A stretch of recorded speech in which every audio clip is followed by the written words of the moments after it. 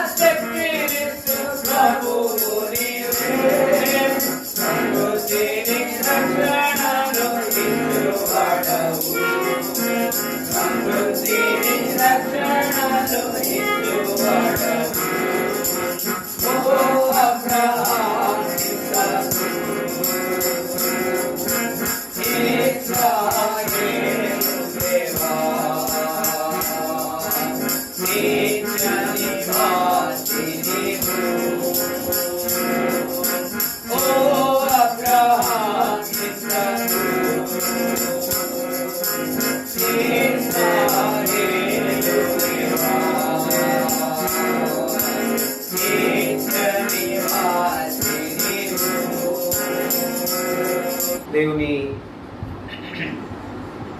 వాక్యంలోనికి వెళ్ళక ముందు మనం బైబిల్ ఎత్తి బైబిల్ పనులు పాడు. గ్రంథ వాగ్దానములన్నీ నావే, ప్రతి అధ్యాయము పరుసవచనము తన దివ్య ప్రేమ వాగ్దానములు. గ్రంథ వాగ్దానములన్నీ నావే. కీర్తనల గ్రంథం 118 అధ్యాయం 27. అదే సమయంలో 27, 28, 29 వచనాలను అందరం కలిపి చదువుకుంటాం. కీర్తనల గ్రంథం 118 అధ్యాయం 27, 28, 29 వచనాలను అందరం కలిపి చదువుకుంటాం. Page number 515. యెహోవాయే దేవుడు, ఆయన మనకు వెలుగును అనుగ్రహించి ఉన్నాడు. ఉత్సవ బలి పశువును త్రాళ్లతో బలిపీఠపు కొమ్ములకు కట్టుడి. నీవు నా దేవుడవు, నేను నీ కృతజ్ఞతాస్తులు చెల్లించెదను. నీవు నా దేవుడవు, నిన్ను ఘనపరచెదను. యెహోవా దయాళుడు, ఆయన కృప నిరంతరము నిలుచుచున్నది. ఆయనకు కృతజ్ఞతాస్తుతులు చెల్లించుడి. మరో భాగం చదువుకుంటాం.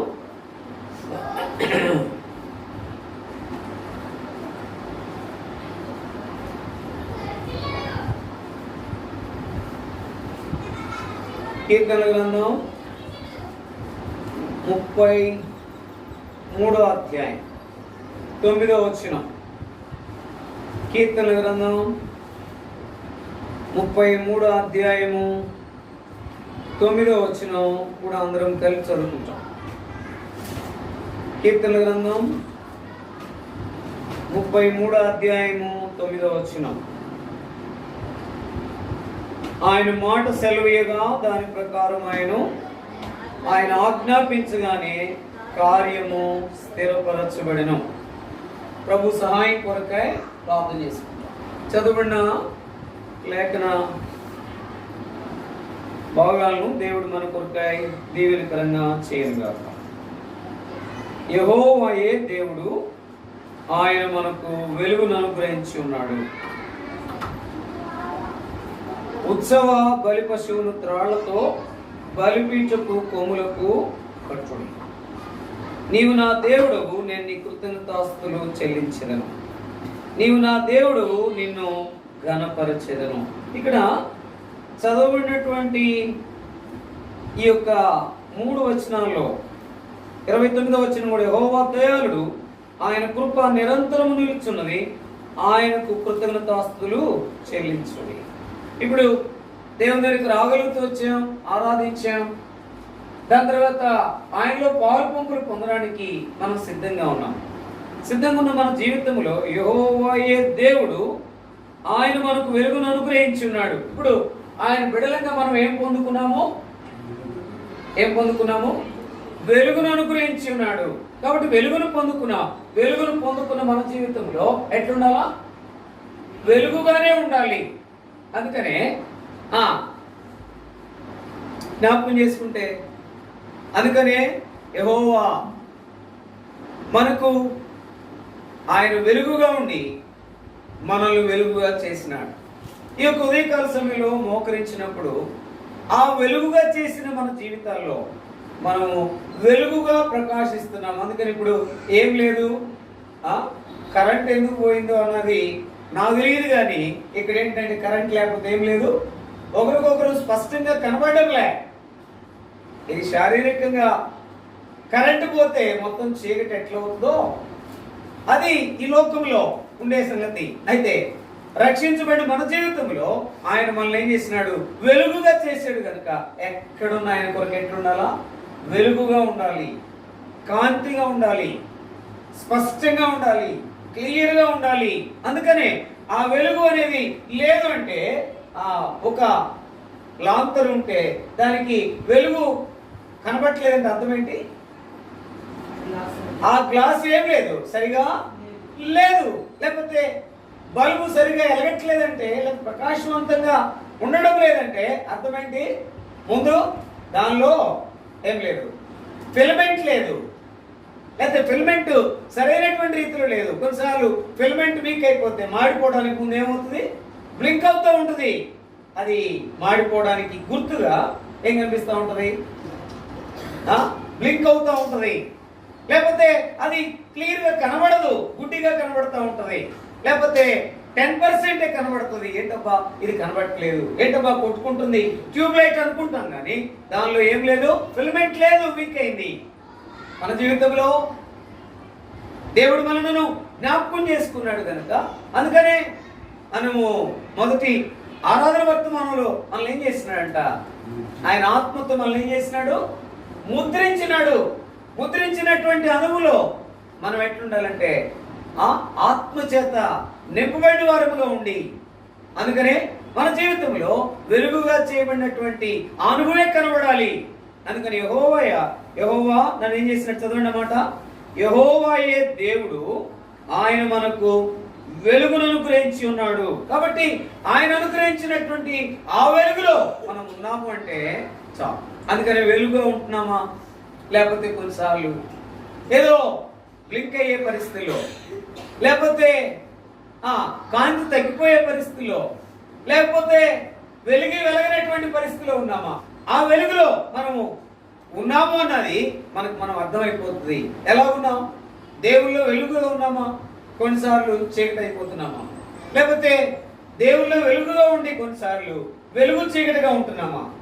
కాబట్టి ఇంకొక మాట చెప్పాలంటే, ఆదివారం నుండి ఆదివారం వరకు మనం ఇట్లాగే ఉంటున్నామా? ఆయన మనల్ని వెలుగుగా చేశాడు, వెలుగును అనుగ్రహించాడు. అనుగ్రహించినటువంటి వెలుగులో అలాగే ఉంటున్నామా, లేకపోతే మనుషులను బట్టి అక్కడ వెలిగే వారంగా ఉన్నామా, వస్తువులు బట్టి వెలిగే వారంగా ఉన్నామా? అందుకనే చాలా మంది చాలా సందర్భాల్లో వాళ్ళు వెలుగు అనే దానికి అర్థం చెప్పలేరు. అయితే దేవుని పిల్లలంగా రక్షించబడి మన జీవితంలో ఆయన మనల్ని ఏం చేసినాడు? వెలుగును అనుగ్రహించాడు.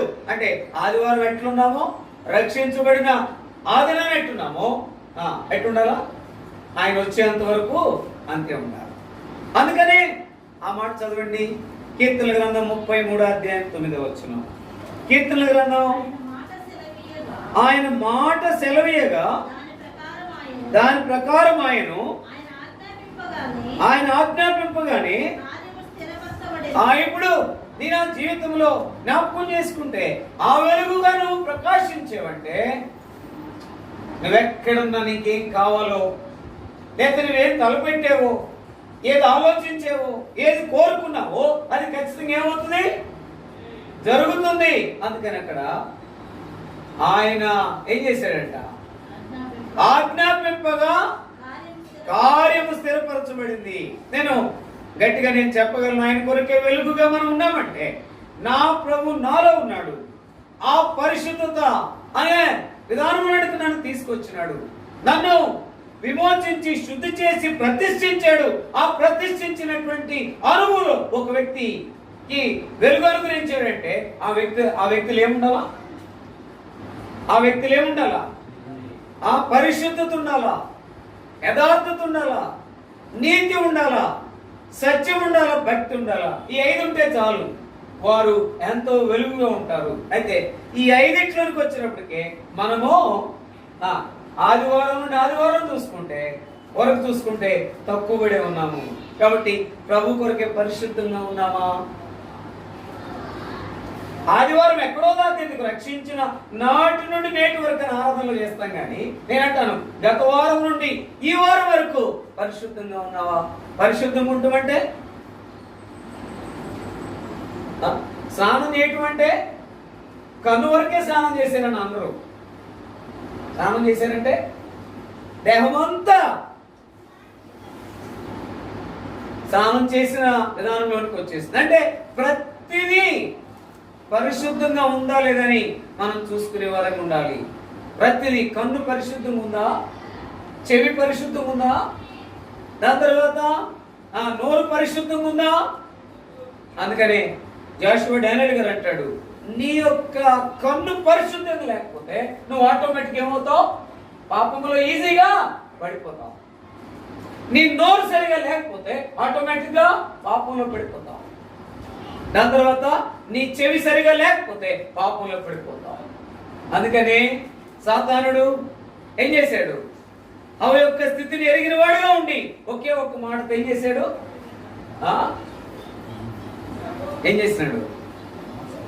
ఎట్లా మోసపుచ్చాడు చెప్పండి. ఈ మాట నాకు చాలా గుర్తు చేసుకుంటే ఏమని మా చేత మోసపుచ్చాడు చెప్పండి. ఆయన సర్పం ఏమని మోసగించాడు? ఏం చెప్పారండి? ఈరోజు కొంచెం ఎలర్ట్ గానే ఉన్నారు. అట్లయితే ఇది నిజమా? ఎవరితో మీరు అనండి ఆ మాట. అని మెల్లగానండి ఖచ్చితంగా వారి దగ్గరికి నిజమే మీకు తెలీదా అనే నిజమా అనే మాట అక్కడ వాడింది. కానీ ఇక్కడ ఈ లోకంలో ఉన్న మాటలు ఏమవుతారు? నిజమే అని వెంటనే అంటారు, మీకు తెలీదా అనేటప్పటికే అక్కడ నీకు నాకున్నటువంటి పరిశుద్ధతని కోల్పోయే వారంగా ఉంటాం. మొట్టమొదట దేహమంతా. అందుకని దేహమంతటికి ఏంటది? దీపము కన్నే కనుక. అబ్బా ఎంత మంచి మాట. అందుకని కంటి విషయంలో చాలా జాగ్రత్తగా ఉండాలి. అందుకని పరిశుద్ధత మొట్టమొదటి ఏమంటానంటే, చూచే ఈ లోకము ఉన్న విధానం దేనికి ఉందంటే కంటికే ఉంది కనుక ఈ కన్ను ఎట్టుండాలా? పరిశుద్ధంగా ఉండాలి. చెవి కూడా ఎట్లుండాలంటే పరిశుద్ధంగా ఉండాలి. ఏది పడితే అది విన్నామంటే ఖచ్చితంగా దేవుళ్ళ నుండి డైవర్ట్ అయిపోతాం. అందుకని చెవి కూడా పరిశుద్ధంగా ఉండాలి, నోరు కూడా పరిశుద్ధంగా ఉండాలి. అందుకనే పోయినసారి నేను చెప్పాను, చెడు వినకు, అనకు, చూడకు. ఈ మూడిట్లో ఏది తప్పిపోయినా మన యొక్క దృష్టి అంతా తొలగిపోతుంది. అంటే మన యొక్క గమనమంతా తొలగిపోతుంది. అయితే నేను జ్ఞాపకం చేసింది ఏంటంటే, దేవుడు మనకు వెలుగు అనుగ్రహించాడు. ఆ వెలుగులో నువ్వు ఉన్నావో లేదో చూసుకోకపోతే, ఆ వెలుగు అనేది సరిగా ఉంది అంటే లోపల ఆ యొక్క బల్బు సరిగా వెలుగుతుందంటే లోపల ఫిలమెంట్ మంచిగా ఉంది, ఆ బల్బు చక్కగా కాంతినిస్తుంది. అందుకనే బల్బు మీద ఏమిస్తాడు? బల్బు అనేటటువంటి దాంట్లో ఏమిస్తాడు?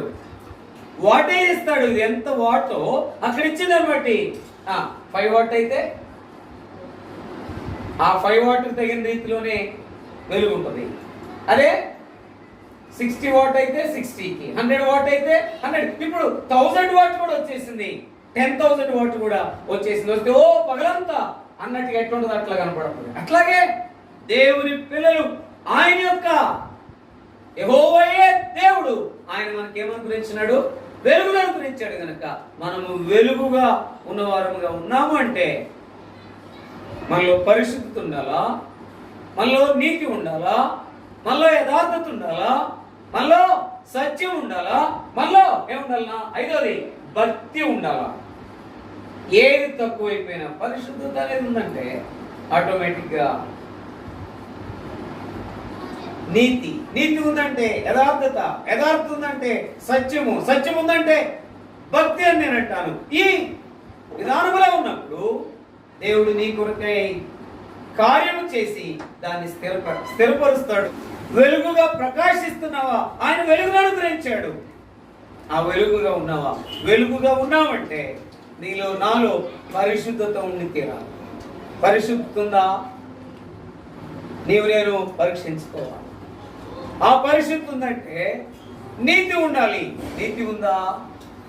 పరీక్షించుకోవాలి. ఆ నీతి ఉందంటే యథార్థత ఉందా? పరీక్షించుకోవాలి. ఆ యథార్థత ఉందంటే సత్యం ఉండాలి, పరీక్షించుకోవాలి. ఆ సత్యం ఉందంటే వారి జీవితంలో ఏమున్నట్లు లెక్క? ఇప్పుడు భక్తి ఉన్నట్లు లెక్క. భక్తి లేదు అంటే అర్థం ఏంటి? ఈ 4 లేవని అర్థం. ఈ 4 ఉన్న వారి యొక్క జీవితంలో ఆయన కార్యం ఏం చేస్తాడంట? స్థిరపరుస్తాడు. ఎక్కడికి వెళ్ళినా జయము అనుగ్రహిస్తాడు. చూడండి ఒక మాట. అందుకనే మనం ఎక్కడికి వెళ్ళినా, అందుకనే మనము ఏది లేదనుకున్నామో అది అనుగ్రహిస్తాడు. అందుకనే ఆయన మాట సెలవీయగా దాని ప్రకారం ఆయన అక్కడ ఆజ్ఞ కూడా ఉంది కదా, ఆయన ఆజ్ఞాపింపగానే కార్యము స్థిరపరచబడి ఆయన మాట సెలవిచ్చాడంటే అక్కడ చేపలు పడ్డాయి. కానీ ఇక్కడ నీ జీవితంలో ఆయన మాట సెలవిస్తే విజయం వస్తుంది, జ్ఞానం వస్తుంది, భయం వస్తుంది, లేకపోతే ఉద్యోగం వస్తుంది, లేకపోతే నువ్వు ఏది కావాలో అది నీకు అనుగ్రహిస్తుంది. అయితే మనం ఆయన కొరకు ఎట్లా చేయబడ్డాం? వెలుగుగా చేయబడ్డాం. వెలుగువంతంగానే ఉండాలి. ఎక్కడున్నా, ఇంట్లో ఉన్నా, కాలేజీలో ఉన్నా, లేకపోతే వీధిలో ఉన్నా, లేకపోతే బంధువుల దగ్గర ఉన్నా, బయట ఉన్నా, ఆ వాళ్ళు వెలుగు అనేది కనబడాలి. అందుకని భగత్ సింగ్ గారు ఎక్కడున్నా, ఎవరు చూసినా, పండ్లు ముసలాము చూసినా ఏమనేదంట? ఆయన సామాన్యమైన మనిషి. ఎందుకనండి? ఆయన సామాన్యమైన మనిషి. ఎంత కొత్త వాళ్ళు, ఏ స్థానంలో ఉన్నవారైనా, ఏ కులములో, ఏ స్థలములో ఉన్నవారైనా ఆయన చూడగానే కారణం ఏం చెప్పేవారు? ఆయనలో ఏదో ప్రత్యేకత ఉంది, ఆయనలో ఏదో ప్రత్యేకత ఉంది. అంటే అర్థం ఏంటి? ఆయన నిలువెత్తున విమోచించబడినవాడుగా, నిలువెత్తున శుద్ధి చేయబడినవాడుగా, నిలువెత్తున సత్యమందు ప్రతిష్ఠ చేయబడినవాడుగా ఉన్నాడు. కనుక ఆయన ఎవరు చూసినా అట్లానే ఉన్నాడు, ప్రత్యేకంగా ఉన్నాడు. ఎవరికి ఆయన ఏం కాలేదు?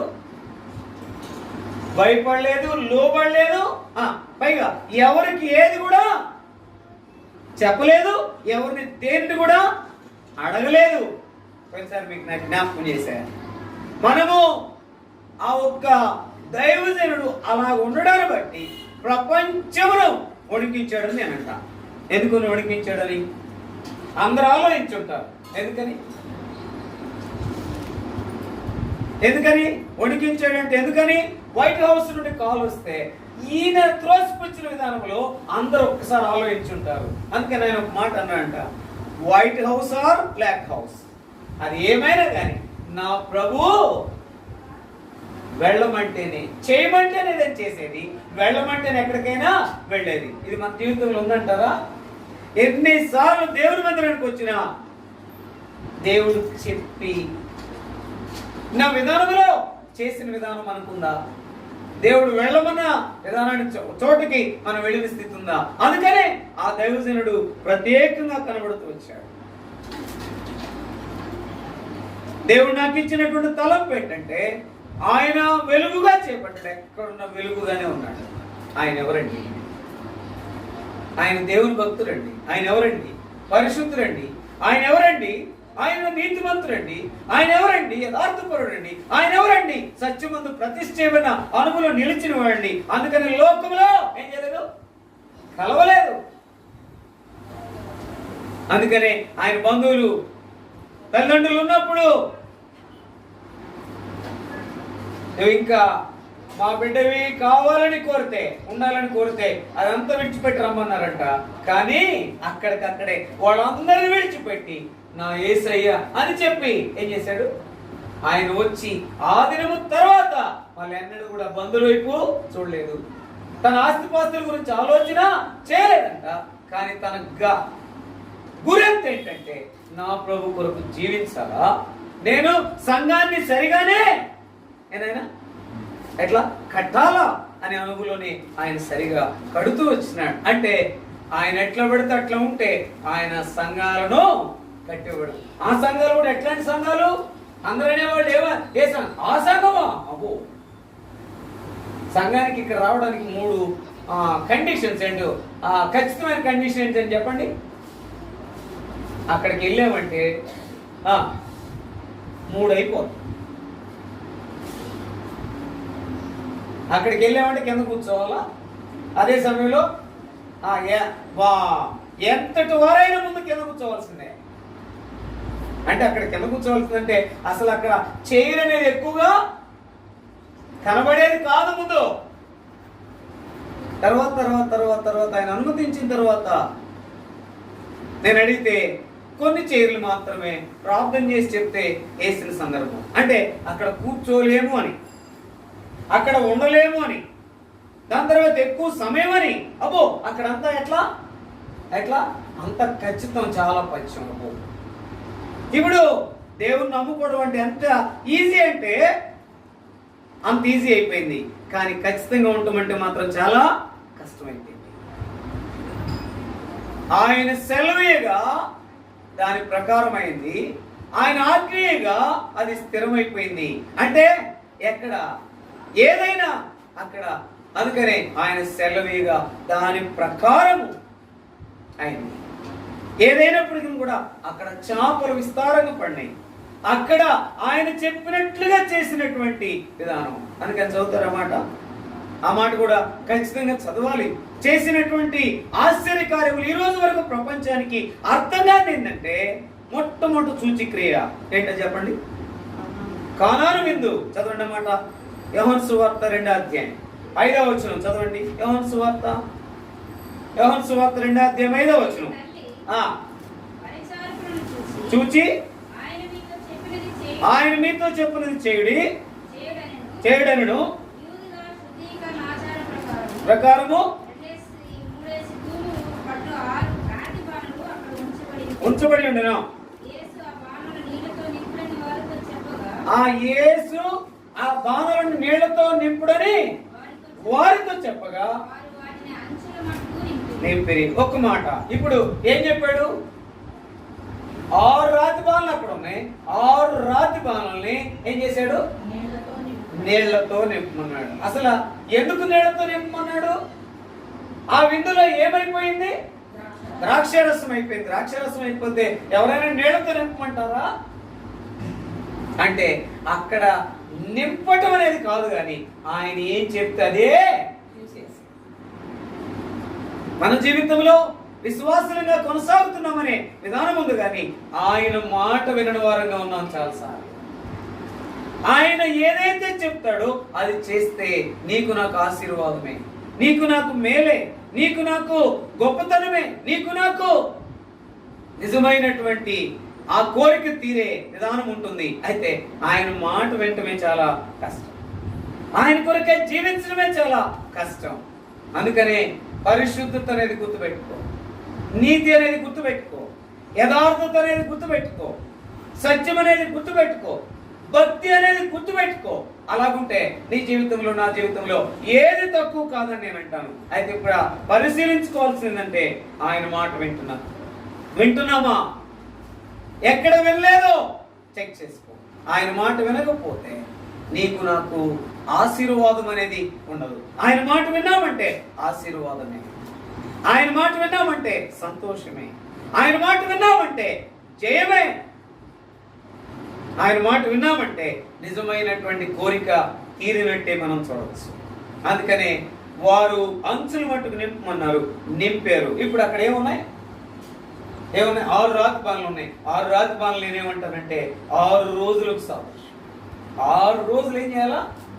ఆయనలో ఉండి ఆయన మాటే. ఆయన మాట ఏంటి? ఆయన మాట ఏంటి చెప్పండి అసలు? నేను తప్ప వేరొక దేవుడు నీకు ఉండకూడదు. ఎందుకంటే ఆయనలో యెహోవాయే దేవుడు. ఆయన మనల్ని ఏం చేశాడు? ఆయన మనకేం చేశాడు? వెలుగును అనుగ్రహించాడు. వెలుగుగానే ఉండాలి. 6 రోజులు, 6 బాణలు. దాని తర్వాత నీళ్లు దేనికి సాదృశ్యం? నీళ్లు దేనికి సాదృశ్యం? దేవుని దేనికి? వాక్యానికి సాదృశ్యం. నీళ్లు దేనికి సాదృశ్యం అంటే మన యొక్క హృదయం అనేటటువంటి బాలని వాక్యంతో నింపుకున్నామంటే తొలగిపోవడానికి ఛాన్సే లేదు. చాలాసార్లు వాక్యంతో నింపుకోం, కానీ అనేకమైన వాటితో మనం ఏం చేస్తాము? మన హృదయాన్ని నింపుకుంటాము. చాలాసార్లు ఆ వాక్యాన్ని నీళ్లతో నింపు ముందు 6 రాతిపాలలు 6 రోజులకు సాదృశ్యం. దానికంటే ముందు ఆయన ఒక మాట అంటాడు, అది కూడా మీకు జ్ఞాపకం చేస్తున్నా. ఆయన కొరకై మనం వెలుగుగా చేయబడిన వారంగా, వెలుగుగా ఉండాలంటే ఖచ్చితంగా ఆయన చెప్పిన మాట వినాలి. అంటే ముందు ఆయన మాట కంటే ఆయన ఏమంటాడు? అమ్మా నా సమయం ఇంకను. అంటే సమయం వచ్చినప్పుడు నిన్నేం చేయాలో ఆయన ఆ రీతిగా చేస్తాడు. సమయం వచ్చినప్పుడు నీకేమి ఇవ్వాలో అది ఇస్తాడు. అయితే ఏం చేయాలా? ఆ సమయం కొరకు ఎదురు చూడాలా? ఒకటి అక్కడ దాగబడిన మాట ఏంటంటే అక్కడ సమయం ఉంది. ఆయన సమయం కొరకు ఏం చేయాలా? వేచి ఉండాలా. రెండోది ఆయన చెప్పిన మాట చేయాలి. మూడో మాట ఆయన ఏం చెబితే అదే చేయాలమ్మా. ఈ మూడిట్లో మనం ఉన్నామా? చాలాసార్లు ఎన్నో పర్యాయాలు ఆయన సమయం కొరకు ఎదురు చూడకుండా మన ప్రయత్నం చేసి విఫలమైన సందర్భాలే ఎక్కువ ఉంటాయి. చూడండి కావాలంటే. అందుకని అమ్మ నా సమయం ఇంకా రాలేదన్నాడు. సమయం వచ్చేసింది. వచ్చినప్పుడు ఈజీ ఇక చెప్పేశాడు. ఏంటది? చాలా సింపుల్ ఏంటి స్టేట్మెంట్. ఏంటదంటే 6 రాతిపాలలు ఉన్నాయి కదా, ఏం చేయమన్నాడు? అంచుల మట్టుకు. అంటే అంచుల మట్టుకు అంటే ఫుల్ అంచుల మట్టుకు నింపారు. ఫుల్గా నింపారు. అంచుల మట్టుకు అంటే అది కనీసం అక్కడ అంచుల మట్టుకు నింపమంటే చదవండి అన్నమాట. అంచుల మట్టుకు నింపిరి. ముందు ఆయన ఏమన్నాడు? యేసు ఆ బాణలు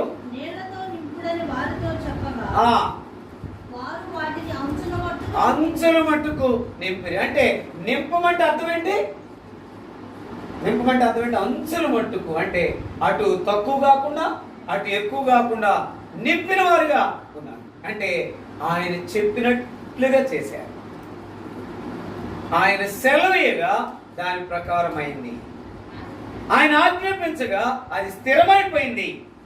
ఇప్పుడు ఎప్పుడైతే వాళ్ళు పోసారు అంచుల మట్టుకు, ఆటోమేటిక్ నేనేమంటానంటే అక్కడ కార్యం ఏమైపోయింది? అయిపోయింది. అంటే సమయం కొరకు చూశారు, ఆయన చెప్పినట్టుగా చేశారు. చేసిన దాంట్లో ఎందుకు వారు అంచుల మట్టుకు నింపారంటే అక్కడ ఉన్న వారు అందరూ ఏ విధంగా ఉన్నారు? ఏదైతే ప్రిన్సిపల్లో చెప్పాడో ఆ ప్రిన్సిపల్ మీద కట్టుబడి ఉన్నారు. రెండోది దాని తర్వాత వారందరికీ ఏముంది? ఒకే విశ్వాసం ఉంది. ఆ విశ్వాసం అనేది లేకపోతే అక్కడ ఏది కాదు అని నేను అంటాను. అందుకని విశ్వాసం ఉంచిన వారు, అందుకని వారు తీసుకెళ్ళి ఇప్పుడు చదవండి, ఆ మాట చదవండి. నింపిరి వారితో ముంచి కొండని చెప్పగా తీసుకొని పోయి ఆ ద్రాక్షరసం ఎక్కడి నుండి వచ్చునో ఆ పరిచారకులకే తెలిసింది కానీ ఆ విందు ప్రధానికి తెలియకపోయిన కనుక చూచినప్పుడు ఆ విందు ప్రధాని పెండ్లి కుమారుని పిలిచి ప్రతివాడును మొదట మంచి ద్రాక్షరసమును పోసి జనులు మొత్తుగా ఉన్నప్పుడు జబ్బు రసమును పోయిను. నీవైతే ఇది వరకును ఉంచుకొని ఉన్నావు. అతనితో చెప్పాను చేసి తన మహిమను బయలుపరిచిన. అక్కడ ముందు ఏంటంటే అక్కడ చెప్పిన పని చెప్పినట్లుగా చేశారు. అందువలన ఆయన శిష్యులు ఆయన యందు విశ్వాసం ఉంచిరి. అంటే అక్కడ జ్ఞాపకం చేస్తుందంటే సమయము, ఆయన సమయం కొరకాయ. దాని తర్వాత ఆయన చెప్పిన మాట చెయ్యి, ఆయన ఏం చెప్తే అదే చెయ్యి. దాని తర్వాత నీ జీవితంలో అక్కడ ఏమైందంట, రుచి చూచినప్పుడు, అంటే అక్కడ రుచి చూచినప్పుడు అది ఏమైంది, అక్కడ ఏమైందంట, దాని యొక్క రుచి, రంగు, రుచి, వాసన మారిపోయినట్టు ఉంది. అక్కడ ఉందా? చదవడమా. నీళ్లు రుచి చూచినప్పుడు పెండ్లి కుమారుని పిలిచి ప్రతి వాడును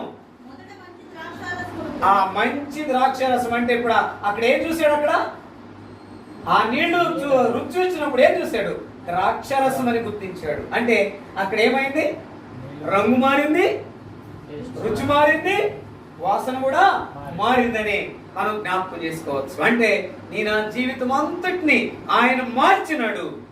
ఒకప్పుడు భయంకరమైన స్థితి అయితే విమోచించినాడు. రంగు మారింది, ఆ పాపపు విధానం అంతా తీసివేసినాడు. రుచి మారింది, పాత అలవాట్లు, పాత స్వభావం కాదు, అంత క్రొత్తగా చేశాడు. పాతవి గతించెను, సమస్తమును క్రొత్తవాయిన అనుగులు నిన్ను తీసుకొచ్చినాడు. మూడోదిగా జ్ఞాపకం చేసుకుంటే అది రుచి చూచినప్పుడు ఎంతో మధురంగా, ముందు ద్రాక్షరసం కంటే ఇక్కడ నేను చెప్పే మాట ఏంటంటే ఆయన దగ్గరగా వచ్చిన మన జీవితాల్లో ఏ మాత్రం బ్లింక్ లేకుండా, లేకపోతే వెలుగు తగ్గిపోయే స్థితిలో కాకుండా, లేకపోతే వెలుగు లేకుండా కాకుండా ఆయన కొరకే మనం ప్రకాశించే వారంగా ఉంటే చాలు. దేవుడు జ్ఞాపకం చేసుకుని నిజమైన స్థితిలో నేను నన్ను ఉంచుతాడని. అయితే ఇక్కడ నీవు నేను ప్రశ్నించుకోవాల్సింది ఏంటంటే, పరీక్షించుకోవాల్సింది ఏంటంటే, జ్ఞాపకం చేసుకోవాల్సింది ఏంటంటే, కొన్నిసార్లు నేను ఎట్లా ఉంటున్నానంటే పరిశుద్ధంగా ఉంటున్నా, నా ఇష్టం వచ్చినట్టు ఉంటున్నా, కొన్నిసార్లు నీతిగా ఉండట్లా, కొన్నిసార్లు యథార్థంగా ఉంటలా. అందుకని ఒక మాట, పరిశుద్ధంగా ఉన్నారంటే అర్థమేంటి, పరిశుద్ధంగా ఉన్నారంటే అర్థమేంటి అంటే వారి యొక్క మాటల్లో, వారి యొక్క ప్రవర్తనలో, వారి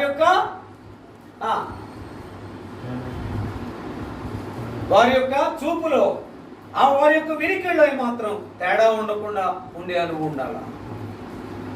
చాలాసార్లు మన జీవితంలో ఇది పరీక్షించుకున్నప్పుడు తక్కువ పడే స్థితిలో ఉంటాం. అందుకనే ఆయన నీ ప్రకారం నీకు కార్యం చేయాలని నువ్వు ఇష్టపడితే ఆయన కొరకాయ ఆయన మనకు వెలుగుగా చేశాడు మనల్ని. ఆ వెలుగుగానే మనం ప్రకాశించేమంటే చాలు. దాని ప్రకారం అయింది, ఆయన చెప్పినట్లుగా చేశారు. అక్కడ ఏమైందంటే ఆ యొక్క ఒలంతా చేపలతో నిండిని. దాని తర్వాత ఇంకొక విధానంలో మనం జ్ఞాపకం చేసుకుంటే కనుక మనము ఆయనలో నిలుచున్నామంటే నీ నా జీవితంలో కూడా ఏది కావాలంటే అది దొరుకుతుంది. ఆ అమ్మాయి జ్ఞాపకం చేసుకుంటే డాక్టర్ కావాలనేటటువంటి ఆశ కలిగిందిగా ఉంది. తల్లిదండ్రులు లేరు. ఆమె పేరు, దాని తర్వాత హేమ.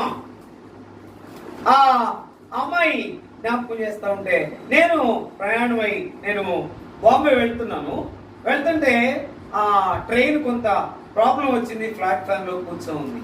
వాళ్ళది కరీంనగర్ అంట. కూర్చుంటే ఏడుస్తూ ఉంది. ఎందుకంటే వాళ్ళ యొక్క ఫ్రెండ్స్ అందరికీ ఏమొచ్చినాయి డాక్టర్ సీట్ వచ్చింది, కానీ అమ్మాయికి రాలేదు. జస్ట్ తప్పిపోయింది. కూర్చుని ఏడుస్తూ ఉంటే నేను అన్నాను, ఎప్పటి వరకు మీకు ఉంది అంటే తెలిసిన వెంటనే వాళ్ళందరూ కేరింతలు కొడుతూ ఉన్నారంట, తన స్నేహితులంతా. ఈ అమ్మాయి మాత్రం ఏడుస్తూ ఉంది. వచ్చేసింది, ఇంటికి వెళ్ళిపోదామని వచ్చేసింది. ప్లాట్ఫామ్ లో కూర్చుంటే జ్ఞాపకం చేసుకుంటే ఆ యొక్క విధానంలో ఉంటే ఆమె ఏడుస్తూ ఉంటే నేను అన్నాను, అమ్మా మళ్ళా ఎప్పటి వరకు ఈ కౌన్సిలింగ్ అని అంటే, దరిదాపుగా 7 days వరకు ఈ కౌన్సిలింగ్ ఉంది అని అంటే, నీవు ఇప్పుడు ఎన్నో రోజు వెళ్ళావు? 3rd day వెళ్ళింది. అయితే నువ్వు 7th day వెళ్ళు, ప్రేయర్ చేసుకో, దేవుడు అద్భుత ఆశ్చర్యకార్యములు చేస్తాడు, అందరిని తప్పించాయని నీకు ఇస్తాడు సీట్ అని చెప్పిన. ఆ అమ్మాయి 7వ రోజు వెళ్ళింది. ఒక 3 పేర్ల తర్వాత ఆ అమ్మాయి పేరు వచ్చేసింది, హేమ అనే పేరు పలకంగానే. దేవుడు ఏం చేస్తాడంటే కార్యాన్ని ఏం చేస్తాడు? స్థిరపరుస్తాడు, ఆజ్ఞాపిస్తాడు, వాళ్ళకి జాలి పుట్టిస్తాడు, నడిపిస్తాడు. అయితే మనం ఆయన చూపించేవారుగా ఉన్నాడు. ఆ అమ్మాయి నిజంగా తర్వాత నాకు ఫోన్ చేసి చెప్పింది, అంకుల్ మీరు చెప్పినట్టుగా నేను విశ్వాసం ఉంచాను, మీరు చెప్పినట్టుగా నేను ప్రార్థన చేశాను, మీరు చెప్పినట్టుగా ఐఎమ్ అనేబుల్ అని దేవుని ఒప్పుకున్నాను. దేవుడు నన్ను ఏం చేసినాడంటే ఏబుల్గా చేశాడు. వాళ్ళకేమో ఎక్కడొచ్చింది? రంగరాయ మెడికల్ కాలేజీలో వస్తే ఈ అమ్మాయికి ఎక్కడొచ్చింది?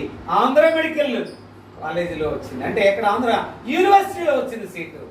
ఆమె కోరుకుంది ఎక్కడంటే ఎక్కడ వచ్చినా పర్వాలేదు అని, ఎక్కడ మంచి చోట దేవుడు ఇచ్చినాడు. అంటే నువ్వు దేవుని కొరకు వెలిగేవంటే, దేవుడు నన్ను వెలుగుగా చేస్తే వెలిగేవంటే అక్కడ నిన్ను ఉంచుతాడు, అది నీకు ఇస్తాడు, అది నీకు చేస్తాడు. ఇది నమ్మాలి. నమ్మినటువంటి అనుకులో కొనసాగితే చాలు. అయితే కొన్నిసార్లు ప్రభా నన్ను జ్ఞాపకం చేసుకుంటున్నావు, నాకు ఆయుష్ ఇచ్చావు, నాకు కావలసిన ఇచ్చి నడిపిస్తా ఉన్నావు, అయినప్పటికీ కూడా నా ఇష్టానుసారముగా, నా సమయంలో, నా చిత్తములో, దాని తర్వాత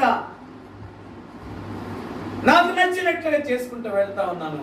అది పొందుకోలేకపోతున్నాను. దానికంటే ఆయన దగ్గరికి వచ్చి కొన్నిసార్లు ఇలా ఉండలేకపోతున్నానయ్యా, పరిశుద్ధంగా ఉండలేకపోతున్నాను. చదవండి మాట, ఒక మాట మనం ఖచ్చితంగా చేయాలి. అందుకనే ఆయన మాట విను. చాలాసార్లు ఆయన మాట వినే పరిస్థితుల్లో మనం ఉన్నాం. ద్వితీయోపదేశకాండం 8వ అధ్యాయం 3వ వచనం. త్వరగా ద్వితీయోపదేశకాండం 8వ అధ్యాయం 3వ వచనం. ఆహారం వలనే గాక యెహోవా సెలవిచ్చిన ప్రతి మాట వలన నరులు బ్రతుకుదురని నీకు తెలియజేయుటకు ఆయన నిన్ను అణచి ఆకలి కలుగజేసి నీవే గాని నీ పితరులే గాని ఎన్నడూ ఎరగని మన్నాతో పోషిస్తాడు. ముందు అక్కడ ఆహారము అనేది కాకుండా ఆయన మాట, యెహోవా సెలవిచ్చిన ప్రతి మాట వలన నరులు ఏమవుతారట? బ్రతుకుతారు. ముందు ఆయన చెప్పింది చేయాలి. అయితే అక్కడ వారు ఎన్నడూ ఎరగని మన్నాతో పోషించబడ్డారు. దేవుని పిల్లలు ఊరికనే ఉండరు, ఎప్పుడు కూడా గుర్తుపెట్టుకోండి. ఆకలి పస్తులతో ఉండరు. అయితే ఆయన కొరకు ఎట్లున్నావు, ఆయన బిడ్డగా జీవిస్తున్నావంటే ఆయన ఎక్కడున్నా నిన్ను బయటికి వెలుగులో తీసుకొస్తాడు, ఆయన ఎక్కడున్నా నిన్ను ఆశీర్వదిస్తాడు, ఆయన ఎక్కడున్నా నిన్ను ఉన్నతమైన స్థితిలో ఉంచుతాడు. తన బిడ్డలైన వారిని ఏం చేశాడు? ముందు ఆయన కార్యాన్ని స్థిరపరిచాడు. దాని ప్రకారం అయిపోయింది. ఆయన వారి పక్షాన దృష్టించాడు, జ్ఞాపకం చేసుకున్నాడు, నడిపించాడు, కృపనుగ్రహిస్తూ వచ్చాడు. కనుక నేను మీకు జ్ఞాపకం చేసిందంటే ఆయన ఆహారం వలన అనేది కాదు, కానీ ఆ యెహోవా సెలవిచ్చిన మాట వలన. ఆ మాట ఎంత మంచి మాట చూడండి. యెహోవా సెలవిచ్చిన ప్రతి మాట వలన నరులు బ్రతుకుదురు. అందుకనే ఆయన కొరకై మనము వెలుగొందే వారంగా ఉండాలి. అందుకనే వారు మన్నాతో పోషించబడ్డారు. అంటే మనకు ఈ లోకంలో జీవించినంత కాలం ఆయన కొరకు జీవించామంటే ఈ లోకంలో జీవించినంత కాలం ఆహారము ఏం కాదు, తక్కువ. ఇంకో మాట చదవండి, అందుకని ఆయన కొరకే మనం జీవించే వారంగా ఉన్నాం. చూడండి, ఇంకో మాట జ్ఞాపకం చేసుకుంటే యెషయా గ్రంథం 59వ అధ్యాయం 21వ వచనం చదవండి. యెషయా గ్రంథం 59వ అధ్యాయం 21వ వచనం. నేను వారితో చేయ నిబంధన ఇది, నీ మీదనున్న నా ఆత్మయు, నేను నీ నోట ఉంచిన మాటలను నీ నోట నుండి, నీ పిల్లల నోట నుండి, నీ పిల్లల నోట నుండి ఈ కాలం మొదలుకొని ఎల్లప్పుడూ తొలగిపోవని యెహోవా సెలవిస్తున్నాడు. ఏంటంట ఆయన మాటలు, నా ఆత్మయు, నీ నోటి నుంచిన మాటలను, ఆత్మయు మాటలను నీ పిల్లల వరకు అవి మాటలు ఉంటాయి. ఆహారమే కాదు, ఆయన మాటలు ఉంచుతాడు. ఆయన మాట అనేది ఆశీర్వాదం, ఆయన మాట అనేది లోటు తీర్చేది, ఆయన మాట అనేది గొప్ప ఆశ్చర్యకార్యము చూసేది అనేది మనం జ్ఞాపకం చేసుకోవాలి. అందుకనే ఆయనలోనూ మనము విమోచించబడిన వారముగా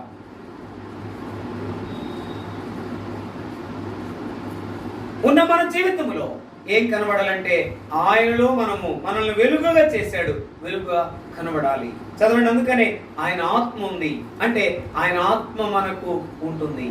ఆహారం తక్కువ చేయడు, మన్నాతో పోషించే దేవుడు ఆయన ఆహారాన్ని సమృద్ధిగా ఇస్తాడు. దాని తర్వాత ఆయన ఆత్మను, ఆయన మాటలను నీనా పిల్లల తరముల వరకు ఆయన ఉంచుతాడు. అంటే ఆయన మాటల ద్వారా ఆశీర్వాదాన్ని, మాటల ద్వారా ఆదరణని, మాటల ద్వారా గొప్ప కార్యాలని చేసే దేవుడుగా ఉన్నాడు. అందుకనే అది గమనించిన నీవు నేను ఎలాగున్నావు చూసుకునే వారంగా ఉండాలి. మూడో మాట, ఆ మాట చూడండి, ఒక మాట జ్ఞాపకం చేసుకుంటే, అందుకనే మన యొక్క జీవితంలో జ్ఞాపకం చేసుకుంటే 2వ సమూయేలు గ్రంథం 7వ అధ్యాయం 28వ వచనం. 2వ సమూయేలు గ్రంథం 7వ అధ్యాయం 28వ వచనం చదవండి. యెహోవా నా ప్రభువా మేలు దయచేయునని నీవు నీ దాసుడనైన నాకు సెలవిచ్చున్నావే. నీవు దేవుడవు గనుక నీ మాట సత్యం. ఏమని? నీవు నాకు ఏమి కలుగు చేస్తావని, మేలు కలుగు చేస్తావని. ఇక్కడ ఆహారము తక్కువ చేయడు, దాని తర్వాత ఆయన ఆదరణ మాటలు, ఆశీర్వాదము అనే అనుభూతిని నేను ఉంచుతాడు. మూడోది, ఆయన నీ పక్ష నా పక్షాలు ఏం చేస్తాడు? మేలు కలుగు చేస్తాడు. అంటే ఇప్పుడు ఆయన మాటలో ఏముంది? ఆయన మాట అనే దాంట్లో ఆహారము తక్కువ కాదు, ఆయన మాట సెలవేయగా, ఆయన మాట సెలవేయగా ఆదరణ ఉంది, ఆశీర్వాదం ఉంది, ఆనందం ఉంది, ఆరోగ్యం ఉంది. అందుకనే ఆ పక్షమే కలిగిన వాడితో ఏమన్నాడు? నీ పరుపెత్తుకుని నడవమన్నాడు, వాడు నడిచాడు. అంటే అక్కడ పరుపెత్తుకుని నడిచాడంటే అర్థం ఏంటి చెప్పండి? అసలు ఆయన మాట వినగానే దాని ప్రకారం అయిపోయింది. అంటే అర్థం ఏంటంటే వారు ఆ వ్యక్తిని తీసుకొచ్చినటువంటి వారిలో కూడా ఏముందన్నమాట? ఎంత విశ్వాసం చెప్పాలా? 100% ఉంది. అందుకని ఆ చిన్నపిల్లలు పాడుతున్నారు, ఆ పాట ఏం చేశారంట, వాళ్ళు కప్పు ఇప్పేసేసి వారు ఏం చేశారంట, ఆయన ముందు పెట్టేశారంట. అందుకని ఎంత ధైర్యం కావాలో, నీ ఇల్లు నా ఇల్లు, దాన్ని తిప్పడానికి, ఎక్కటానికి, దాన్ని ఏం చేయాలా? విప్పాలా? నువ్వేం చేస్తావంటే చూడు, ఆ పని మీద ఉంది.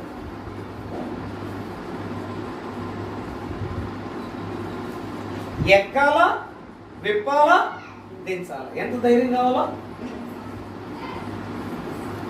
అంటే వారు తీసుకెళ్ళి అలాగే చేయడాన్ని బట్టి నీ కొరకు ఎత్తుకున్నాడు అంటే ఎత్తుకుని నడిచాడు. ఇక అంతకంటే ఇంకా వేరే మాట అక్కడ లేదు. ఎక్కడుందా మాట?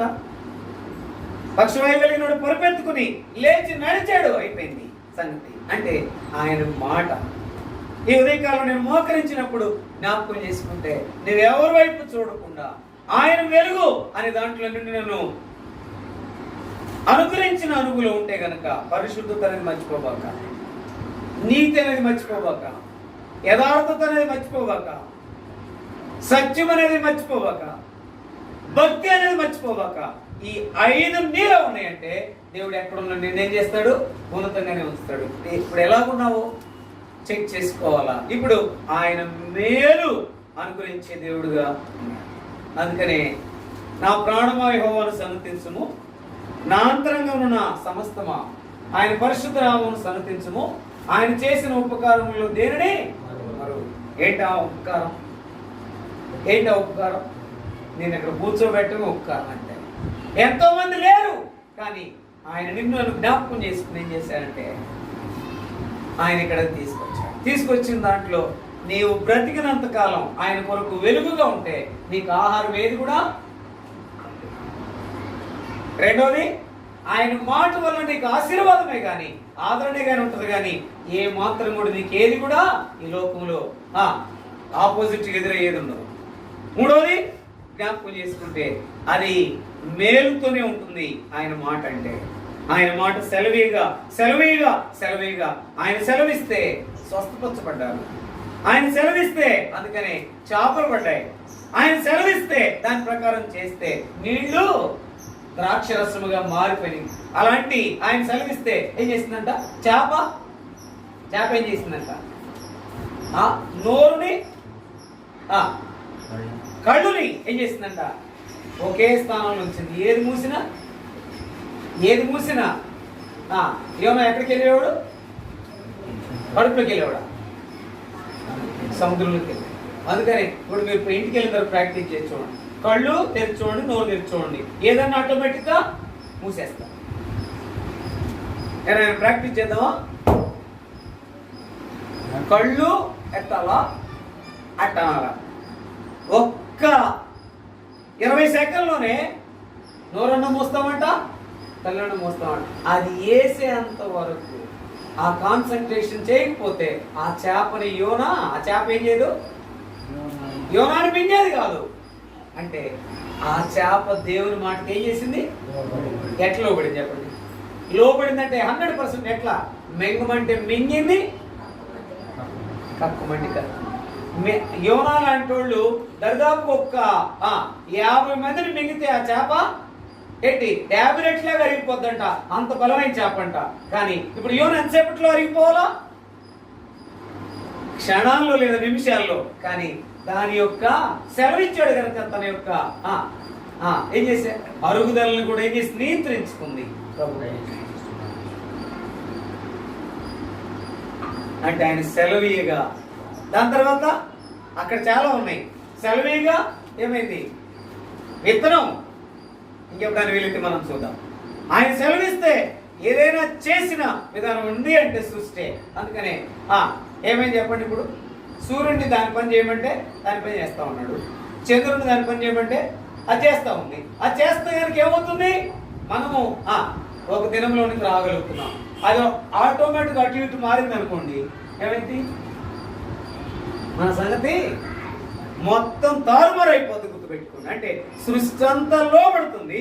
ఆ సృష్టిలో భాగంగా ఆయన రూపం చొప్పున చేసిన మనం కొన్నిసార్లు ఏం చేయట్లేదమ్మా? మరి ఏం చేయట్లా? లోబట్టల్లా. అట్లయితే ఎట్లా? అట్లా మనం చేయలేం కదా. అట్లయితే మనం ఉండలేం కదా. అంటే నువ్వు విశ్వాసమే కాదు, ఉండాలంతే. ఆయన కొరకు కట్టడిగా ఉండాలంతే, పరిశుద్ధంగా ఉండాలంతే, నీతిగా ఉండాలంతే, యథార్థంగా ఉండాలంతే, సత్యంగా ఉండాలంతే, భక్తిగా ఉండాలంతే. దీనిలో కలిసిపోయావంటే నీవు దేవుని కొరకు భక్తుడువు, నీ కొరకు నువ్వే భక్తుడివి, నీ బంధువుల కొరకు నువ్వే భక్తుడివి, నీ ఉద్యోగం కొరకు నువ్వే భక్తుడివి, నీకు ఉన్న సుఖభోగాల కొరకు నువ్వే భక్తుడు తప్ప దేవుని భక్తుడు నీవు నేను కాలేదు. అది త్యజించినప్పుడే ఆయన కొరకే మనం ముందుకు వెళ్ళగలం. యెహోవాయే దేవుడు. ఆయన మనకు ఏం చేశాడంట? వెలుగును అనుగ్రహించాడు. ఆయన సెలవేగా దాని ప్రకారం ఆయన ఆజ్ఞాపింపగా అది కార్యం ఏమైపోయిందంట? స్థిరపరచబడింది. అది ఏమైనప్పటికీ కూడా ఆయన సెలవిస్తేనే స్థిరమైనదిగా ఉంటుంది. అందుకని ఏం చేయాలా? ఇప్పుడు చెప్పండి, ఎక్కడుంది మాట? మనల్ని మనమే విమర్శించుకునేళ్ళ తీర్పు పొందక పోదు. ఎక్కడుంది? జ్ఞాపకం చేసుకుంటే మనల్ని మనమే విమర్శించుకునేళ్ళ తీర్పు పొందక పోదు. ఎన్నోసార్లు ఈ మాట వింటలా, ఎన్నోసార్లు ఈ మాట యందు విశ్వాసం ఉంచట్లా, ఎన్నోసార్లు నువ్వు చెప్పినట్లుగా చేయటంలా, నా ఇష్టం నా చిత్తం అని ముందుకు వెళ్తున్నా. నీ పరిశుద్ధత, నీ నీతి, నీ యథార్థత, నీ సత్యం, నీ భక్తి నాలో లేదు అని ఒప్పుకుని యోగ్యమైన రీతిలో మనల్ని మనం పరీక్షించుకుని పాల్పొందులో ఉన్నారని ప్రియ ప్రభువు మనకు సహాయం చేయనుగా.